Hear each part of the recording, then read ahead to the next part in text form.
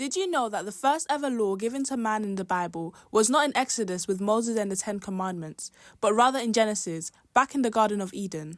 In Genesis chapter 2 verses 16, God commands Adam, saying, "You may surely eat of every tree in the garden, but of the tree of the knowledge of good and evil you shall not eat, for in the day that you eat of it you shall surely die." In the very next chapter, we see the serpent tempting Eve, testing her obedience to God's command, the single law that they have in the abundance and peace of the garden.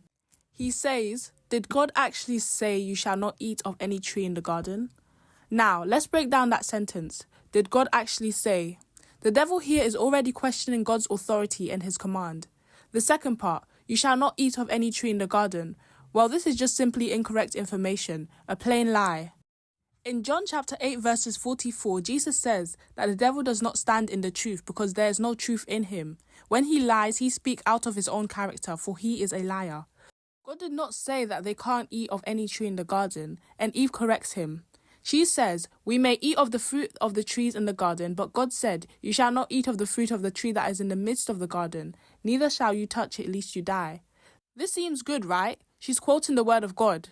But wait, something's different here than in the original command. Let's go back to Genesis chapter 2 verses 16. God said, "You may surely eat of every tree in the garden, but of the tree of the knowledge of good and evil you shall not eat, for in the day that you eat of it you shall surely die." Now, the difference in Eve's reciting of God's command is that she's mentioned not touching the fruit either, or they will die. However, in the original command given to Adam, God doesn't mention touching the fruit, only eating of it. So we see that the word of God has already been edited, either by Eve herself or by what Adam has told her. However, the devil is still able to plant seeds of doubt in her mind, first by engaging her in conversation by questioning the authority of God with a lie, and then later completely going against God's command, telling her that she will not die by eating the fruit. That God knows when they eat of it, their eyes will be opened.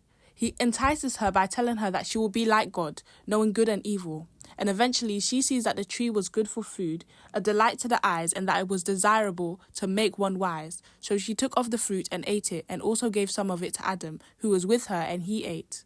The devil's work was done. He had only said 2 sentences to Eve, but with this he had caused the downfall of man. Now, what can we learn from this? And what can we do in the future to withstand any temptations from the devil?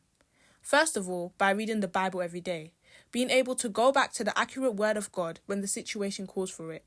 As children of God, it's really important for all of us to be reading the Bible every single day, as this strengthens us spiritually and helps us to have more knowledge of the Bible. Ephesians 6:10 tells us to put on the full armour of God and describes the sword of the Spirit as being the word of God. And we see this executed perfectly in Matthew chapter 4 when Jesus is tempted by the devil in the wilderness. He quotes the word of God each time the devil tempts him before commanding him to leave. And we as Christians should be doing the same thing. Take time each day to read the Bible, whether it's a chapter a day or a single verse, because at least then you're still reading the Bible, and it helps you to get in a habit of opening the Bible. Set an alarm and do it at the same time each day if it helps.